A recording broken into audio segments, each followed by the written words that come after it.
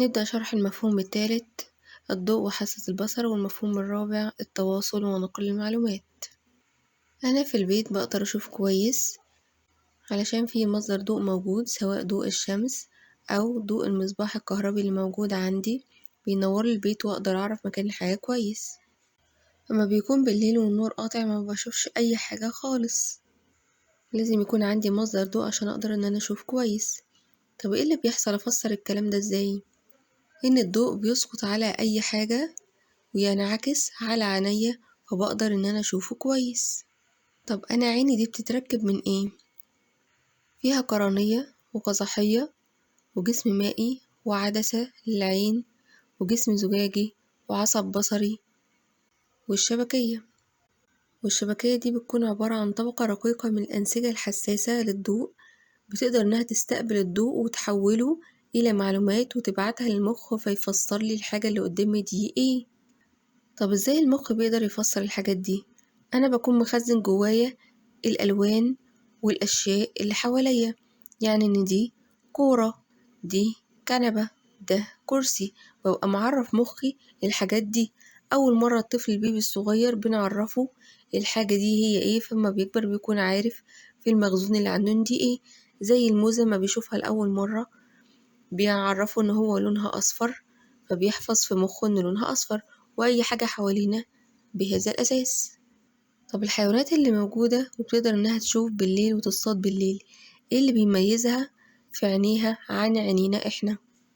بنيجي نشوف القطط مثلا، في عينيها تحس فيه طبقة بتلمع، ده عبارة عن بساط شفاف، ده طبقة رقيقة بالعين توجد خلف الشبكية، بتعكس الضوء فترتد إلى الشبكية مرة أخرى، عشان كده أحس إن عينين القطط بتنور، وده نوع من التكيف التركيبي.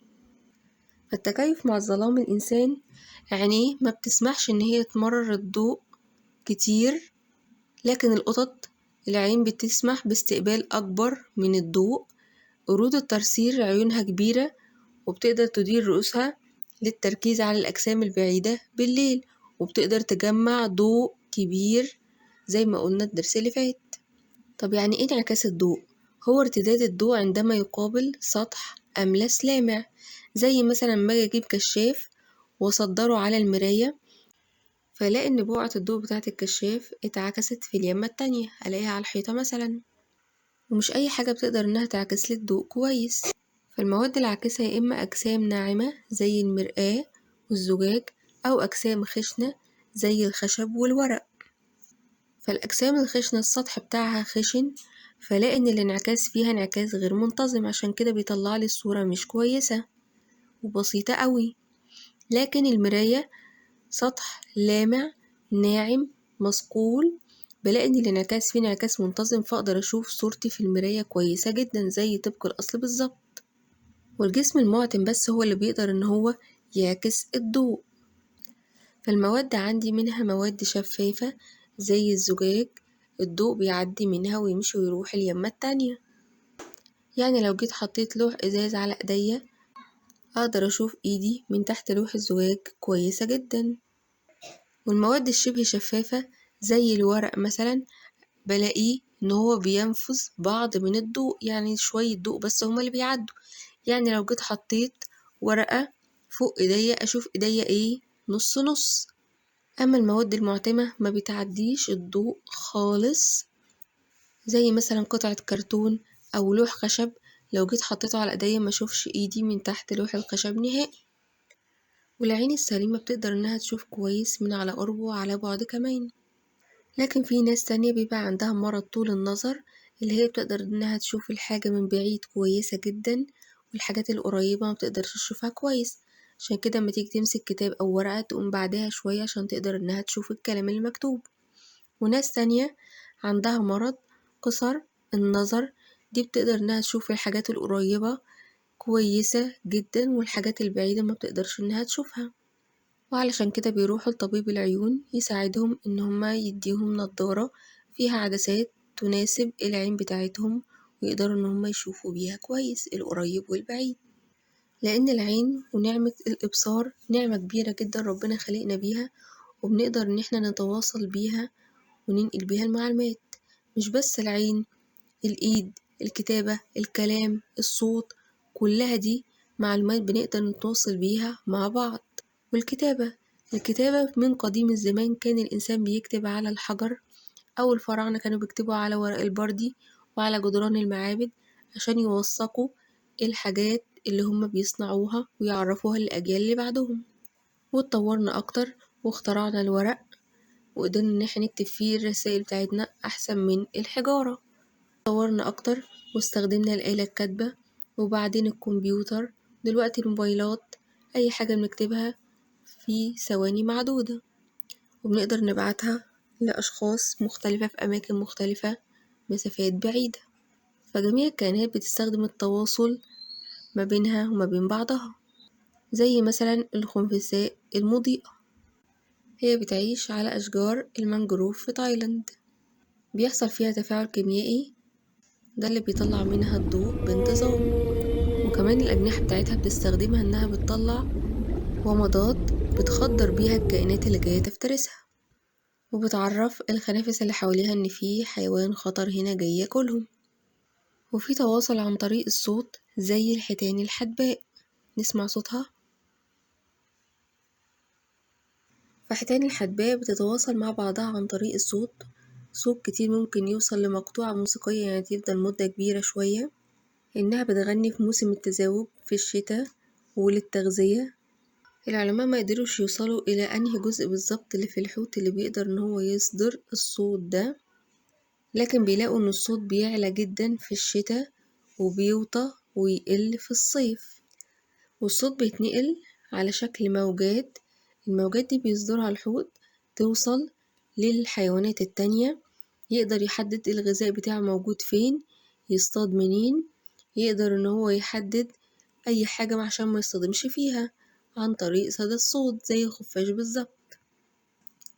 فموجات الصوت دي ليها تردد، اللي هو عبارة عن عدد الموجات اللي بتمر عبر نقطة في زمن محدد.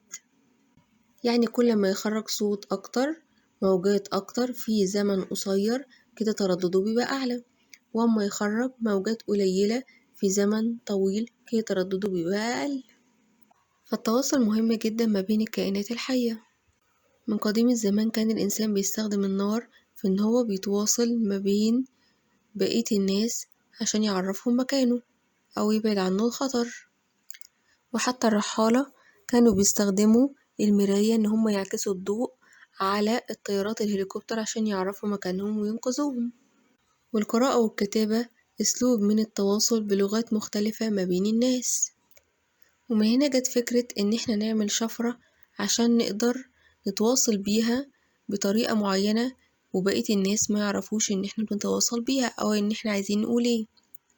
فالشفرة هي نمط أو شكل له معنى معين متفق عليه من المرسل. ممكن يكون مطلق عن طريق إن أنا أشغل شفرة مورس الدولية وأطفيها مرة، حدد بيها إن كل حرف ليه نمط معين، فده نمط متفق عليه عن طريق السرد. فإن أنا لو عملت النمط ده يبقى أنت تعرف إن كنت بكتب حرف A زي البنت اللي غششت زميلها في الامتحان، أو رقم 1 أو 10 وهكذا.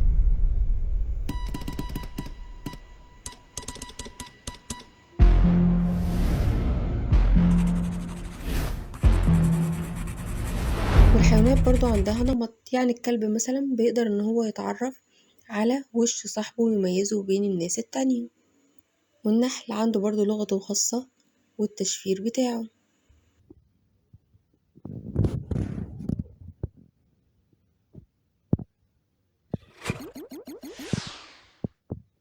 يعتبر النحل من الحشرات الاجتماعية التي تستطيع التواصل فيما بينها بوضوح، ويشكل الرقص الميزة الأساسية له لإنجاز مهامه.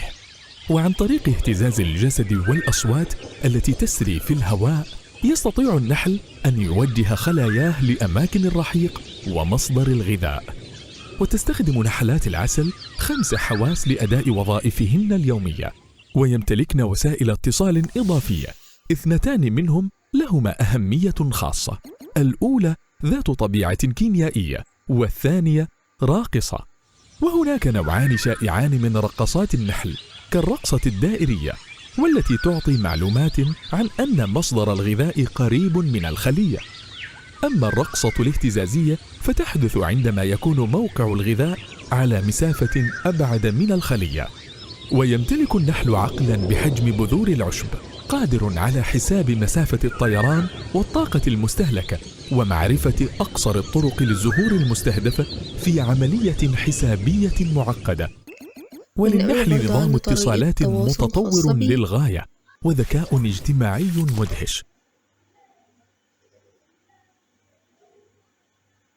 تمتلك النملة القدرة على رفع أشياء وحملها ونقلها لمسافات طويلة بوزن يزيد 20 ضعفا عن وزنها. يتواصل أفراد النمل فيما بينهم عن طريق طرح مادة كيميائية، وتسهل هذه المادة إرشاد النمل لأماكن وجود الطعام وللتحذير من الخطر المرتقب. وما إن تبدأ برودة الشتاء حتى يختفي النمل هربا من البرد ومن قطرات المطر القادرة على قتله نظرا لحجمها بالنسبة لحجمه، فيدخل في سبات وزي طريقة شتوي تواصل تحت الخفاش الأرض برضه إن الصوت بتاعه لفترة تصل واستخدامه إلى إن 4 هو يقدر أشهر يشوف أو 5. الأشياء عن طريق الموجات وصدى الصوت. ومن دراسة العلماء للخفاش قدرنا إن احنا نصنع عكاز بيستخدم نفس خاصية الخفاش. فالعكاز ده مصمم إن هو يطلع صوت لما يصطدم بأي حاجة، ويوصل الصوت ده عند إبهام اليد اللي ماسكة العكاز ويحسسها إن فيه هنا حاجة، فيقدر إن هو ما يخبطش. ده بيستخدمه الناس المكفوفين عشان يقدروا يتكيفوا مع البيئة اللي حواليهم. وسحالي سيناء اللي هي العجمة الزرقاء دي بتسكن في المناطق الحارة زي سيناء وزي الصحراء الشرقية. تميز إن هي لونها بني، تقدر إنها تستخبى في الصحراء ورا الصخور عشان محدش يصطادها بسهولة. فالعجمة الزرقاء بتبقى نشيطة في أكتر أوقات النهار، سخونة، وتوفر طاقتها إنها بتستخبى بين الصخور عشان تقدر تصطاد فريستها بسهولة. وفي موسم التزاوج بيتحول لونها للون الأزرق عشان تقدر تجذب الإناث بسهولة. والذكور بيقفوا فوق الصخور العالية عشان يراقبوا الأعداء ويحرسوا الجحر اللي هما بيعيشوا فيه. فبتتكيف مع البيئة إنها بتقف على أطرافها العلوية لتظل بطنها بعيدة عن الصخور الساخنة، وبيغطي جسمها قشور للاحتفاظ بالمية، وجسمها الطويل بيساعدها على الجري بسرعة وتسلق الصخور. وبكده نكون انتهينا من شرح الدرس. أتمنى تكونوا استفدتوا، ونتقابل الدرس القادم إن شاء الله.